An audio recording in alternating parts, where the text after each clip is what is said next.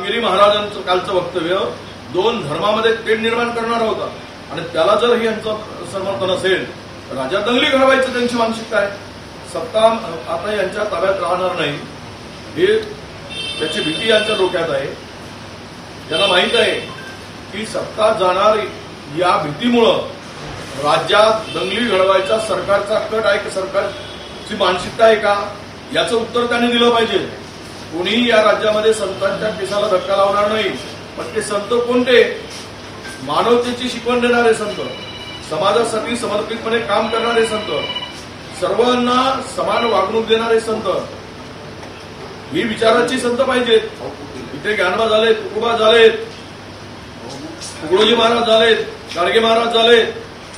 यांनी कशाची शिकवण दिली? देव नाही देवळात, देव आहे माणसात. माणसाची सेवा केली की देवाची प्राप्ती होते हे शिकवण देणारी संत महाराष्ट्रात आहे. आणि यांनी कसले संताला पोसायचा धंदा सुरू केलेला आहे महाराष्ट्रामध्ये. ओएसिस फर्टिलिटीच्या तज्ज्ञांनी IVF उपचार पद्धतीद्वारे 1 लाखांहून अधिक जोडप्यांना मातृत्व प्राप्तीचा आनंद दिला आहे. मोफत अपॉइंटमेंट बुक करण्यासाठी आजच संपर्क साधा. काल उद्धव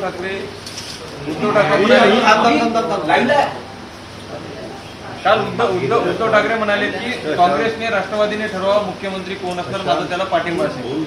कोणी म्हटलं? उद्धव ठाकरे म्हणाले आम्ही ठरवलं महाविकास आघाडी ठरवेल, महाविकास आघाडीचाच मुख्यमंत्री होणार. यामध्ये कुणी आता काही लपून राहिलेलं नाही. जे काही निवडणुका पुढे ढकलण्याचा कट जो या करत आहे त्यांना माहीत आहे यांच्या पायाखालची वाळू सरकली आहे. योजनांचा सपाटा लावून निवडणुका जिंकू या भावात जर ते या अविर्भावात जर ते असतील किंवा यांची भावना असेल तर ते जनता त्यांना दाखवून देईल की लाडकी बहीण सारख्या योजना आणून 2.5 वर्ष यांना लाडकी बहीण आठवली नाही. निवडणुकीच्या तोंडावर लाडकी बहीण आठवते तर लोकांना कळत नाही, माझ्या भगिनींना कळत नाही असं नाहीये. मध्य प्रदेशामध्ये योजना सुरू केली, 3 महिने झालेत नाही, योजना बंद झाली. निवडणुकीत वापर झाला भगिनींचा. हे महाराष्ट्रात करायचं यांचं डोकं आहे ते. कारण सगळे जुमलेबाजीचं सरकार आहे. वरून जुमले पेरले जातात, खाली ते त्या पद्धतीनं ते काम करतात. त्यामुळे मला तरी वाटतं की एकूणच राज्यामध्ये जे आज आहे त्यांनी कितीही प्रयत्न केले तरी ते यशस्वी होणार नाही. काल राज्यामध्ये जातीय कारणावरून परिस्थिती झाली की नाही, हे सरकार पुरस्कृत आहे. सरकार म्हणजे महायुती हाती आहे निवडणूक, सर्वे त्यांच्या विरोधात आहे. त्यामुळे यांनी राज्यामध्ये मतांचं विभाजन करून कायदा म्हणजे यांना मृतकाच्या टाळूवरील लोणी खायचं आहे. लोकांच्या रेतावर पोळ्या भाजायच्या त्यांना. महाराष्ट्रात दंगली घडवून हे सरकारचं आहे. जातीयवादी सरकारला दुसरं दिसणार काय? त्यांना वाटतंय की राज्यामध्ये अस्थिरता निर्माण होईल, दंगली होतील, जातीय तेढ निर्माण झाली की आमची पोळी भाजेल. यामुळे हे जे चाललेलं आहे, काल नाशिकमध्ये जे झालंय सरकार पुरस्कृत आहे. कालचा जो मोर्चा झाला आणि त्यातून जे उद्भवलेली परिस्थिती आहे त्यामध्ये आशिष शेलार जे म्हणतात सोलून काढा. अरे काय तू राजकारणी आहे की कोण आहे, गुंडा आहे अशी भाषा वापरायला, सोलून काढायची. आणि कोणी कोणावर दगडफेक केली, चौकशी उच्चस्तरीय होऊ द्या. आणि ही पद्धत नाही ना. झाले, कोणाच्या भावना प्रकट करायचा प्रत्येकाला अधिकार आहे. परंतु सक्तीनं कोणी बंद करून दाखवत असतील आणि दगडफेक करत असतील तर कारवाई होणे अपेक्षित आहे. हिंडनबर्गने केलेल्या आरोपानंतर ज्या सेबीच्या प्रमुख आहेत माधवी बुच यांचं मागील काही वर्षाचं उत्पन्न पाहता त्यांना लाभ झाल्याचं या ठिकाणाहून निष्पन्न होताना दिसून येतं ना. सेबीच्या ज्या प्रमुख आहे माधवी बुच यांना लाभ झाल्याचं मागील काही वर्षाचं उत्पन्न पाहता त्यांना लाभ झाल्याचं दिसून येतं. सगळीच मिली बघत आहे. देशातील सामान्य नागरिकांची यांना पर्वा नाही. हे जर सेबीची गुंतवणूक किंवा सेबी त्यामध्ये इन्व्हॉल्व असेल हिंडनबर्गच्या रिपोर्टनुसार लाखो गुंतवणूकदारांना उद्या जर रस्त्यावर आणायचा प्लॅन आहे का सरकारचा? लाखो करोडो बिचारे रिटायरमेंट झालेली लोक असतील किंवा सामान्य लोक असतील, 2 पैसे आलेत कुठल्या व्यवहारातून ते गुंतवणूक करतात आणि आयुष्यासाठी त्या ठिकाणी ती गुंतवणूक असते भविष्यातील त्यांच्या सेफ्टीसाठी. पण अशा प्रकारे जर कुंपणच शेत खात असेल तर लोकांनी कुणाकडे आपला हक्क मागायचा किंवा न्याय मागायचा? हिंडनबर्गच्या रिपोर्टमध्ये आलेले सेबी याच्यात हे आहे. हे प्रकरण आपल्या जेपीसीकडे गेलं पाहिजे, जॉईंट पार्लमेंट कमिटीकडे, आणि जेपीसी कडून या प्रकरणाची चौकशी झाली पाहिजे. ही माननीय राहुलजी गांधी यांनी सांगितलेलं आहे.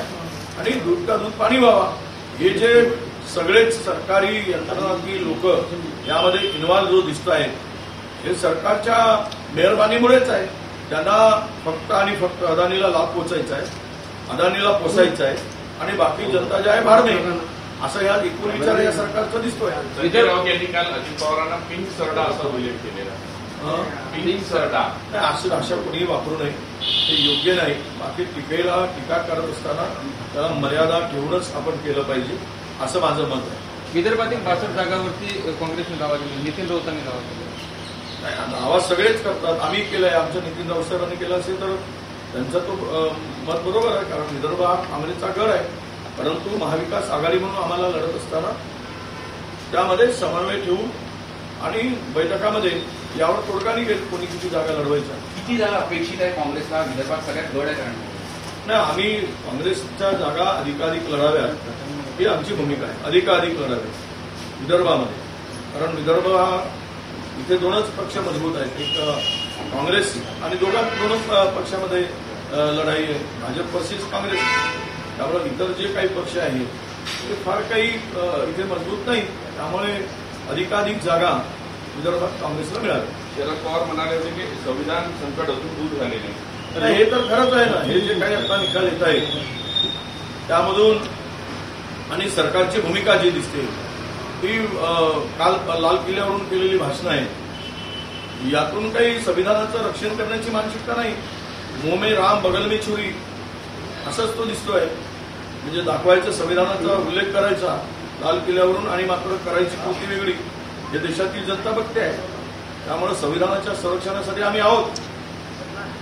पुणे मेट्रोच्या एक्सटेन्शनला राज्य सरकारने परमिशन दिली आहे, कोट्यावधीचा खर्च.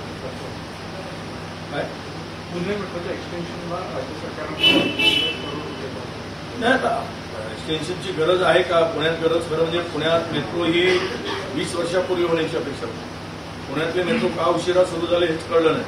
आम्ही त्याला मंजुरी दिली होती 15 वर्षापूर्वी, त्यानंतर हे सरकार आलं आणि ते गुन्हाळून ठेवलं. पुण्यातली मेट्रो ही 15 वर्षापूर्वी होणे अपेक्षित होतं, सुरू होणं किमान 10 वर्षापूर्वी, पण आता सुरू झालं यामध्ये. आणि त्याला एक्सटेन्शन देऊ जर पुढे जात असेल तर आम्हाला त्यामध्ये विरोध करायचं काही कारण नाही. परंतु या सगळ्या निवडणुकीच्या तोंडावर हे दिखावा असू नये. आशिष शेलार यांच्या सोडून काढा या वक्तव्याचा अजित पवार गटाने आणि मी ऐकलंय ते, म्हणूनच म्हणतो की यांची भाषा ही चिथावणीखोर भाषा आहे. ही भाषा दोन धर्मामध्ये तेढ निर्माण करणारी भाषा आहे. यांना मतासाठी ते कुठल्याही स्तरावर जातील हे त्यांच्या वक्तव्यावरून दिसते आहे. ही भाषा राजकारण्यांची नाही, ही भाषा गुंडगिरीची आहे आणि ती राज्यात सरकार पुरस्कृत दंगली घडवण्याचा त्यांचा कट यामधून स्पष्ट दिसतो. कल इलेक्शन कमीशन ने जो राज्य के चुनाव घोषित महाराष्ट्र का जो अपेक्षित नहीं, वही कल भी मैंने यही कहा था कि हरियाणा के साथ में महाराष्ट्र का चुनाव हमेशा होते हैं, दोनों कभी जो है थोड़ा आगे पीछे है. पर वो कल इलेक्शन कमीशन ने जो डिक्लेयर किया उसमें महाराष्ट्र का नाम नहीं है. महाराष्ट्र का चुनाव आगे ढकेलने का, आगे करने का, प्लान करने का 1 महीना, वो सरकार की नीतियां दिख रही है और उसको इलेक्शन कमीशन इसीलिए डिक्लेयर नहीं किया, ऐसा हमें लगता है. ये सब इलेक्शन में हार का डर इनको सता रहा है और इसी वजह से ये इलेक्शन को आगे कर रहे हैं. 1-1.5 महीना आगे करके ये चुनाव जीतने के लिए ये इनकी मंशा होगी. समय पर चुनाव होना यह हमारी मांग है और ये सब जो दिखता है कल के निर्णय के हिसाब से सरकार बहुत डरी है, इसीलिए चुनाव को आगे करना चाहती है, आगे ढकेलना चाहती है. इससे इनको कोई फायदा नहीं होगा. जनता ने मन बना लिया है कि चोर और डाकू सरकार को, लुटेरे को राज्य से हटाने का निर्णय लिया है. मागच्या वेळेस हरियाणा महाराष्ट्र एकत्र झाले, आता महाराष्ट्र बरोबर नेहमी हरियाणाच्या निवडणुका होत होत्या, परंतु काल इलेक्शन कमिशनने जो काही कार्यक्रम जाहीर केला त्यामध्ये महाराष्ट्राचा उल्लेख नाही.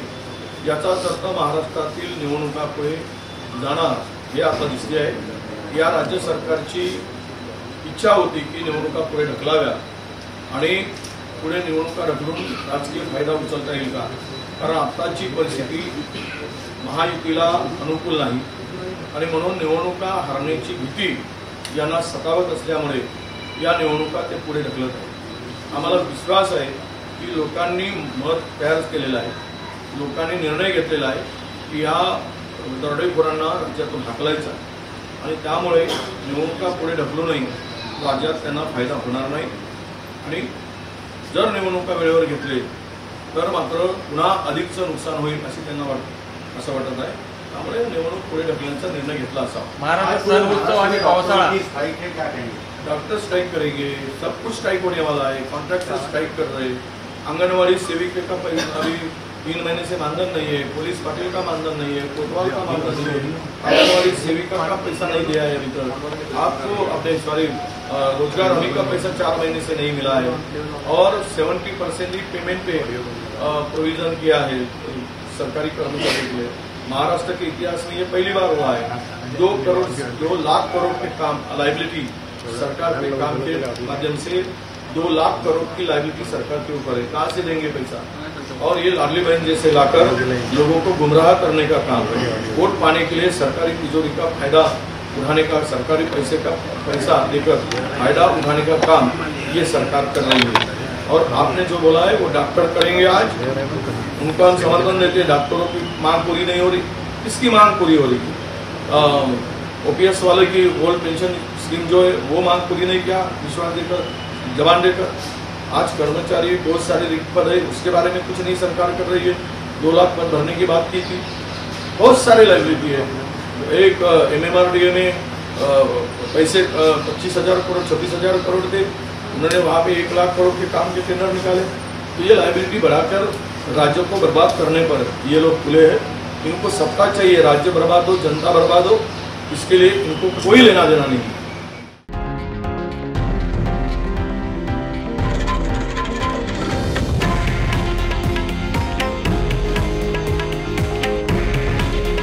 हे आहे देशातील नंबर 1 न्यूज नेटवर्क आणि आपण पाहत आहात TV9 मराठी. काळजी तुमची, हित महाराष्ट्राचं.